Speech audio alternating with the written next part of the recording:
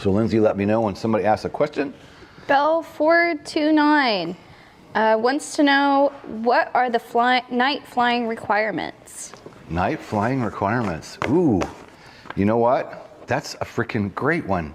Night flying requirements. All right. If you want to take up passengers at night, you have to have 3 takeoffs and landings in the make and model of aircraft in the preceding 90 days. So the part of that question that always gets asked, like on check rides, you could do those during the daytime. Those are qualified only for you to only take up passengers in the day. If you want to take passengers at night, you have to do those takeoffs and landings at night. However, if you do night, that does qualify you for day. So that'd be one of them. Another one is aircraft lights. When should your aircraft lights be on? They should be on sunset to sunrise.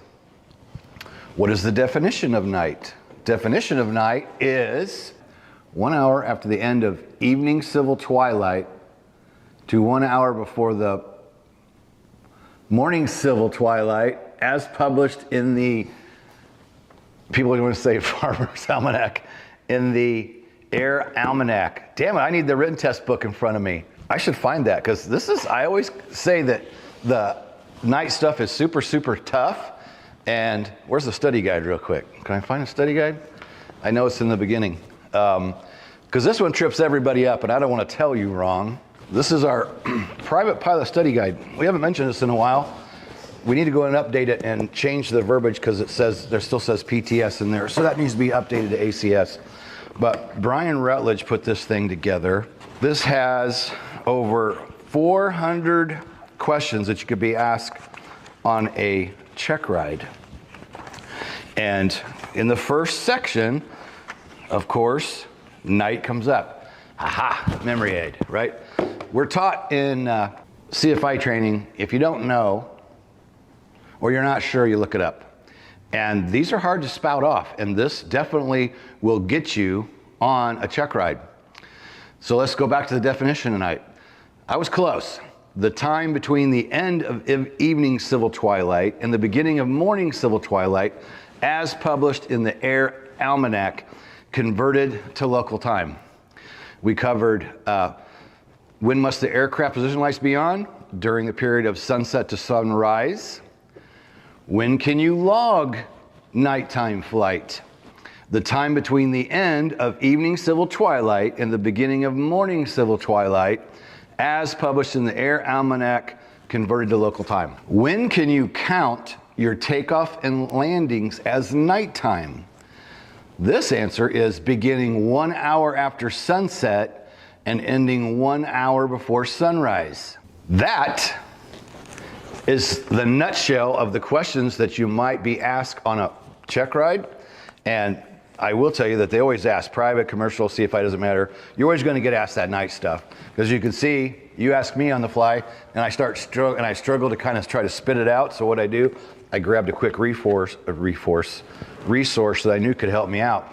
Because those are kind of tricky. And why do they word those the way they do? I don't know. It's kind of weird. And sometimes somebody might want to argue why does that say that way? Why does it say that way? I don't know. That's how the FAA wants you to respond. And then I guess the other thing I can think of at night, this comes up a lot, right? Like I was doing a Zoom yesterday with we have 2 FAC members coming, one for a CFI add-on and a initial commercial coming the end of January. So I did a Zoom with one of them yesterday, and we covered what do you have to have day VFR, any helicopter, then what do you have to have day VFR in a Robinson, R-22 specifically, because that's what his check ride is going to be. And then I said, what do you have to have at night? And this comes up every time I'm prepping somebody, right? And what we've been telling people lately is, since we do all of our training and our check rides here at the Hogs Hangar, we have the R-22 or R-44, either one, right with us as we're doing the ground school. And over there by the Hogs Wall of Fame, we have 2 couches and a table, and that's where we sit and do our ground. People struggle with night when you say, what do you have to have on the aircraft at night? And if you just sit there and try to think through it, it's a little tougher to repeat, but I tell them, just think about it. Think about the aircraft sitting there, start at the very nose, and then just work your way down the aircraft. I think is probably one of the best ways to memorize what do you have to have. So if you just think about the aircraft, I have the luxury of it sitting here. So starting at the very nose, you got to have your landing lights working, of course. So you got landing lights. Then you go into the cockpit of the aircraft. You want to have your instrument panel lights working, whether you're illuminated through the dash itself or you have a light that shines down. You want to make sure your instrument gauges and lights are lit up, are illuminated for nighttime. You should have a flashlight in there with you because night flying is very, very challenging. So a flashlight with you in the cockpit, super, super handy. On the side, you got your anti-collision left and right. And then for Robinson flyers, remember underneath the panel right there where you check your illumination of your lights, your warning test, your test lights, there are spare fuses in there. So spare fuses is another thing that needs to be in there. So spare fuses. And then before we move further back, alternate source of power, which easiest explains is you must have an operating battery and an operating alternator. Sometimes people go, well, that's kind of dumb, right? Those always have to be on, right, and working. Well, for day flight, there are aircraft out there that don't have electrical systems, or maybe have just a battery for running things, or maybe just an alternator. They don't have both. So if you want to fly at night in a helicopter, you must have a functioning alternator and battery. Also meaning, if you know the battery's bad, you can't just jump start it and go fly and run off your alternator, because if you lose your alternator, then you got no reserve battery power. So the alternate source of power, you must have an operating alternator and a good battery. And then if you move back a little bit further back, on the Robinson we have an anti-collision light on the tail, that's got to be working. And then you got your navigation light on the back. So I think that's kind of the easiest way to just think through night stuff when, what do you have to have on you at night? And then the other thing that pops to my mind would be, my favorite question on check or prepping people is, how do you fly your approaches at night in a helicopter versus the way you fly your approaches night and day? What's the difference? My answer is you fly them the same. However, you need to be not afraid. You need to be aware, don't be afraid, be aware of your night illusions. You can approach the ground faster than it appears, right? You could be closer to the ground than what you think and essentially hit the ground because your sense of how far away is off. So be careful of that going at night. And our clone is located at askhogs.com. You can go below and click on the link to go check it out. 24 hours a day, 7 days a week, you can ask training-related questions, flight and ground. 14 years of my content's loaded in this thing.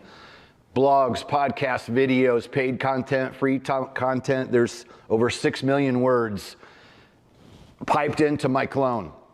It's amazing. Go down below, askhogs.com. The clone is free to everyone, and the clone is also inside of our Hogs site on every video, every page, so you can be in viewing videos and you can always ask the clone a question while you're at it, so you can get an immediate answer. First, right here is free PDF. Private Pilot 101, a helicopter training blueprint. That's why we created this. And let me cover what's in the first chapter. Since you ask and you're at the beginning, that's why we created this. The first chapter are questions that we took like the top 10 questions that we get all the time, like, is learning how to fly a helicopter difficult? How long will it take to become a private pilot? How much will it cost to become a private pilot? What is the best approach to selecting a flight school? What are the key differences between helicopters and fixed-wing aircraft? How many tests will I have to take? How many hours for solo on the license? Kenny's recommended training supplies.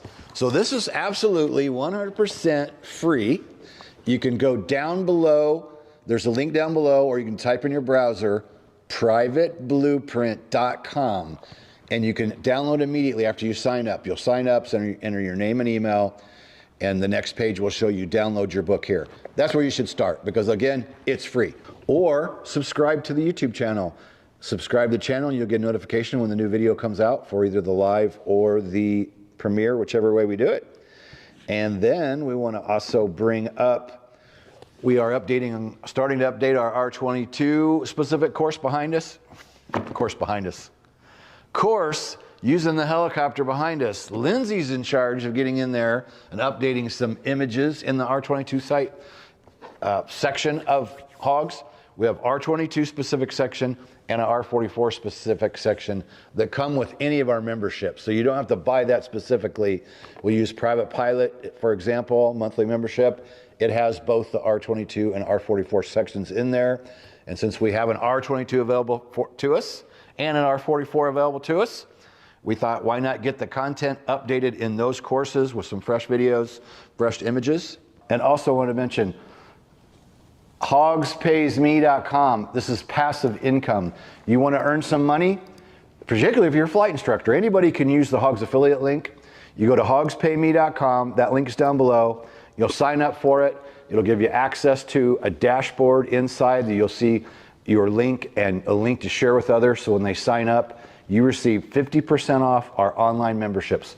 Private Pilot, Commercial Pilot, Instrument Pilot, Certified Flight Instructor, and or private or professional pilot. That's $2,800.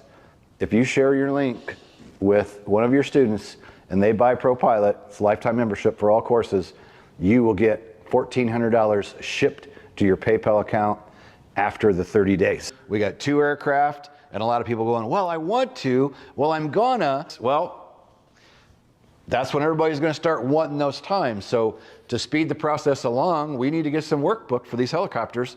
Both of them are sitting currently not flying, and they're both ready to go. So reach out to Hogs Member Support, 574-767-1797 if you'd like to get on the schedule for some training.